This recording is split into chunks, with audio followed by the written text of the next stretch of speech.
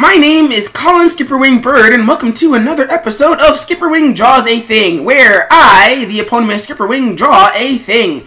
Today's episode is called Zelda-Gram, because these things need titles so I can put them on YouTube, which is fan art of Legend of Zelda Breath of the Wild. Today's music is also Full Mast by Preenus. It's a remix of the title screen and a few other pieces from The Legend of Zelda The Wind Waker. I picked it for the epic nature, and also because Breath of the Wild doesn't have any remixes out just yet. You can find it on OC Remix in the Wind Waker section, and there is also a link to find the music by itself in the link below. Also, if you'd like a version of this video without the audio commentary, please feel free to check out the cards or the end screen. I have those now. And of course, also the link is in the description below too, because I know my voice gets a little annoying at times.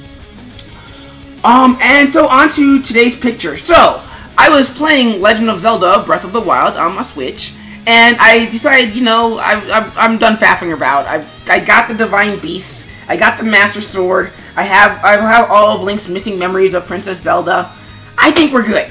We can go fight the final boss now before Ennui sets in a little too hard. So I get up to Hyrule Castle, and Link pulls out the Master Sword, and the Divine Beasts fire their Mega Lasers that reduce Calamity Ganon to half health if you actually went through and did the temples. And everything is all epic and stuff. Just as soon as I get a selfie with Calamity Ganon, please, because I need it for my encyclopedia.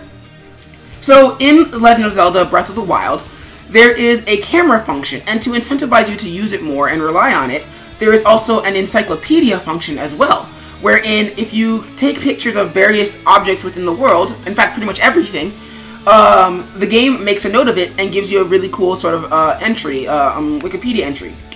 And unlike Pokemon, where you just kind of, you capture it and it's kind of static forever, you can always update the pictures and make them more photogenic and have faff about with all the stuff. However, if that's not your cup of tea, a practical reason to take pictures is that the game also tells you where to find those things later on in case you need to find them, so you can upgrade your gear, make potions and food and all of that sort of jazz.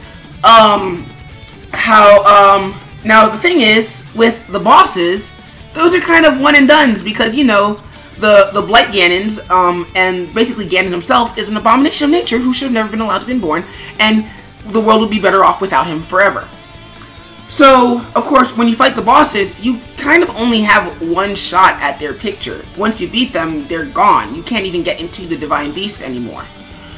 And so, I wasn't sure when I fought Calamity Ganon inside Zelda's castle, that I would ever be able to fight him again. Because I was worried that, because when an open world game ends, there's one or two scenarios happens. Either, one, the game continues as normal, it's just that the final boss is gone forever and unavailable to be fought, or to do whatever it is that you do with the final boss if you don't just fight them.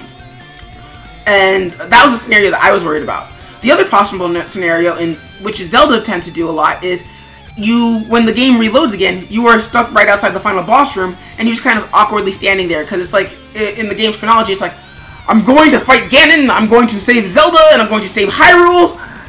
Except not, I'm going to go actually tiptoe off to Kakariko Village and pick up the ninja gear. And then, you know, free the fairies, and then go pick up some more gear, etc, etc, etc, etc. It's kind of awkward. But it allows you to fight Ganon one more time. So, having only fought Ganon once, and having not looked up spoilers on YouTube, I wasn't sure, so I took the picture. So I decided I was going to take the picture. And I figured, you know, it would make for a really hilarious version of Serendipity to just be like, haha, I'm going to take your picture. And Zelda's like, what are you doing? Take the picture. And all of that jazz. I don't think what I wanted came across as well as I would have liked. I think I got in my own way. I do like the foreshortening. I think a lot of people who saw this picture on other social media, check below, appreciate it as well. But I was going for more of a fisheye lens, and I don't think I really pulled that off, because I don't think I set up my grid properly, because I figured I could wing it. I couldn't. Foreshortening's still great, but you know. And I also think that the comedic mood of it was also lost. It feels a lot more epic than it should. And also Also, I think that the colors are still a little too warm for a Zelda game. Maybe not so much for a Nintendo game, which is why it still works in this piece, but I think I still need a little bit more practice with cooler colors and trying to integrate them in. Other than when they're absolutely necessary, like Link's jacket. But that being said, I think that it did turn out well overall.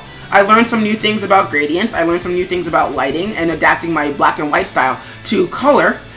But, yeah!